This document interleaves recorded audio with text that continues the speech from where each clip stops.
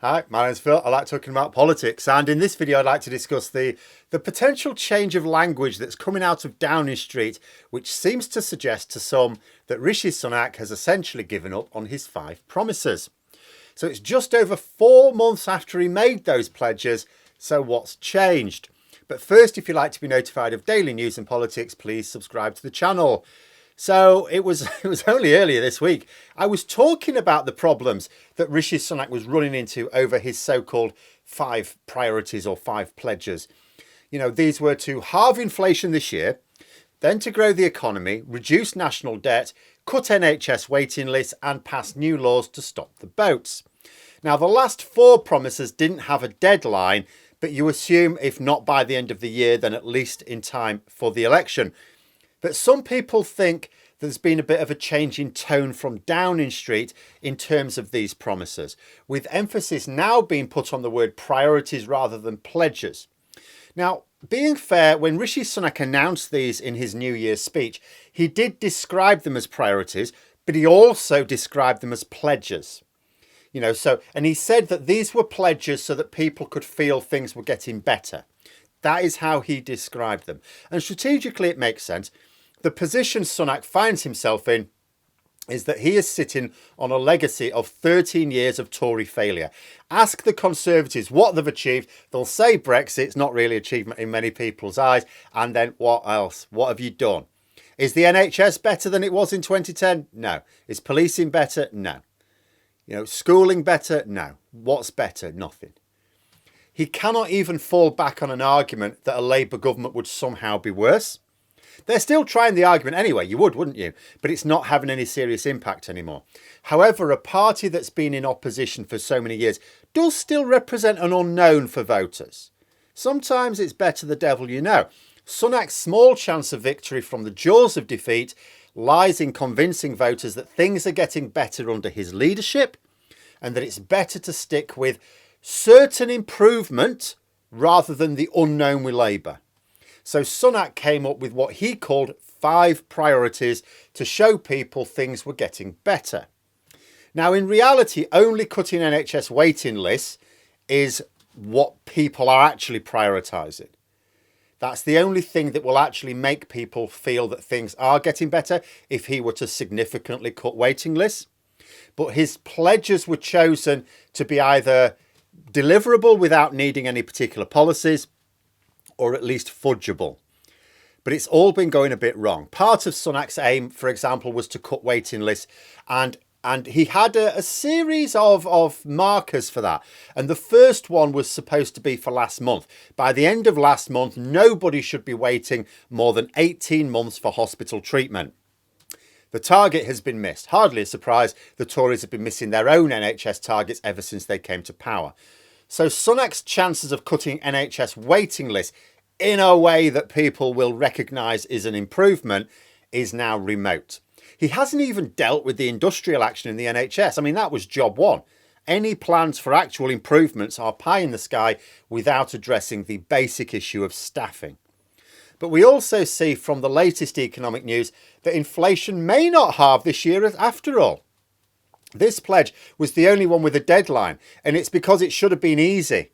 Should have been easy.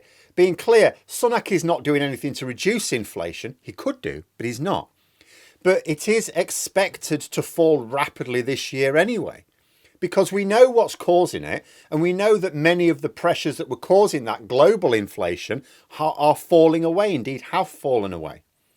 The inflation in the United States has fallen since the start of the year. It's fallen in Germany, France, Italy, Canada, Japan.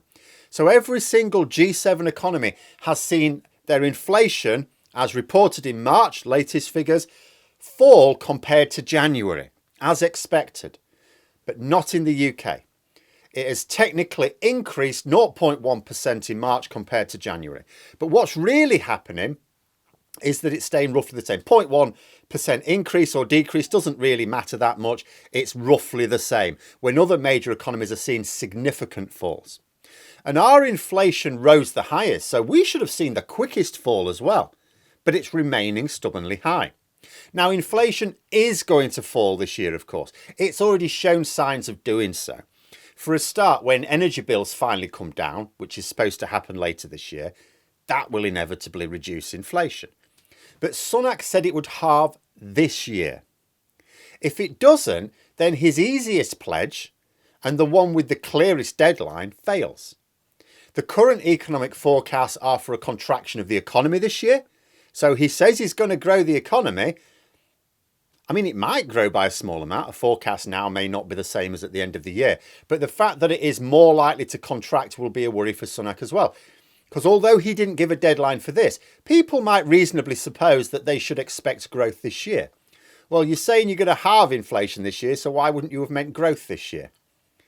And, you know, even if we got technical growth last year and the year before. So then surely you should think, well, if we got growth last year and the year before, when according to Rishi Sunak, the economy wasn't being managed perfectly, then surely the Rishi Sunak and Jeremy Hunt super team should deliver better growth this year.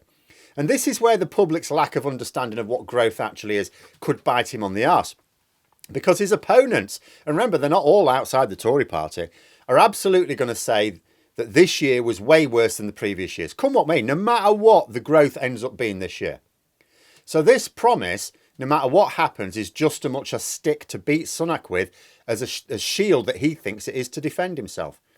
As for reducing the national debt, good luck with that. We've got a stagnant economy, the highest tax burden for generations, the highest national debt as a proportion of GDP since my parents were young children, and a refusal to make wealthy individuals and corporations pay their fair share of tax.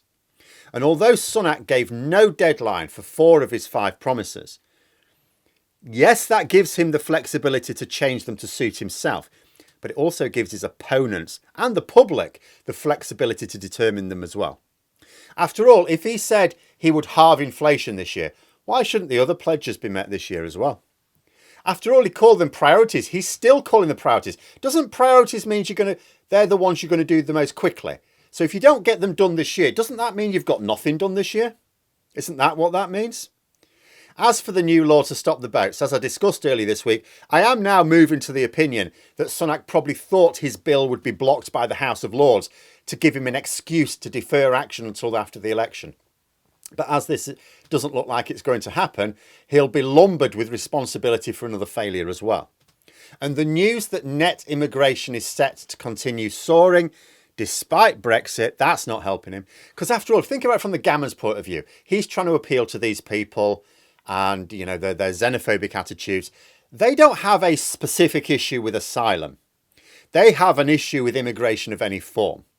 So there is no chance of any good news for him on this policy platform either. They won't care if he's stopping some boats if net immigration appears to be going sky high. So all 5 of his so-called priorities are looking to be in jeopardy right now. It's still possible that a couple will technically be met, but not in a way where people can say they will feel things are improving. He might wangle a couple with some fiddled figures. But it's also looking like he might miss every single target. And remember that these are targets he's set for himself. When Sunak was delivering his 5 priorities, I was reminded of how I used to deal with annual appraisals reviews. You know, you have to come up with 3 things you're going to do over the next year. So you pick 3 things that you first of all have full agency over, so you can control them, and every intention of achieving. It's obvious, isn't it? I sometimes used to even sneak in the odd little thing I'd already done that no one knew about yet. Easy win, it's already done. I just haven't told you I've done it yet. I thought the same thing about Sunak's pledges. The things he promised to do were things he'd already worked out the fiddle. He'd already worked out the fiddle to make it look like he was an achiever without actually achieving anything challenging. But Sunak is clearly such a poor achiever that he now looks in danger of failing to accomplish what was supposed to be like in-the-bag promises. So people now think that Downing Street, with their language over the last week, seem to be nudging the goalposts a little to lay the groundwork for suggesting that the priorities are just that. Not things to be achieved anymore, but things to be worked on. Not just up until the election, but beyond it as well. But if Sunak can't show people's lives getting better, where's that credible chance of convincing voters to stick with the Conservatives again? And just finally, to throw something else into the mix. So we know that there are a group of Tory rebels who would like to bring Sunak down. They've been talking about putting letters of no confidence in now. Now, that's not going to come to anything right now. It's not a credible option for them until late October. But from late October, all of a sudden, the party rules say that 15% of Tory MPs writing a letter of no confidence will trigger a confidence vote in Rishi Sunak. He'll win it, of course, but if he doesn't win it by a huge margin, it will still damage him, just as it did with Boris Johnson. And the vote is anonymous. Sunak cannot inspire the confidence of the public if it's shown he doesn't even have the confidence of his own MPs. His government will look weak. In order to head off this potential showdown, basically Rishi Sunak must stop that confidence vote ever happening. It's not a case of winning it, it's a case of stopping it ever happening. So what he needs to do is he needs to make sure that 15% of his MPs don't put those letters in. To do that, he needs to show critical MPs who are worried about their seats, that he is able to perform in the general election next year. The local elections this year have done him no favours at all. So it's going to have to be with improved poll ratings. And that will only come with delivery, or at least perceived delivery. He has to convince people he's delivering. So although Sunak can try to claim that his promises are to be achieved before the general election or even later, his own MPs may impose their own deadline. They may give him until the end of October, after which he'll have had a year. You've had time to reverse our fortunes, basically. And if he hasn't, could well be letters of no confidence time. But there we are. Those are my thoughts. Let me know yours in the comments below. Hope you found the video interesting. If you did, please click the like button. And if you'd like to support the channel further, the join button for memberships. And until next time, I'll see you later.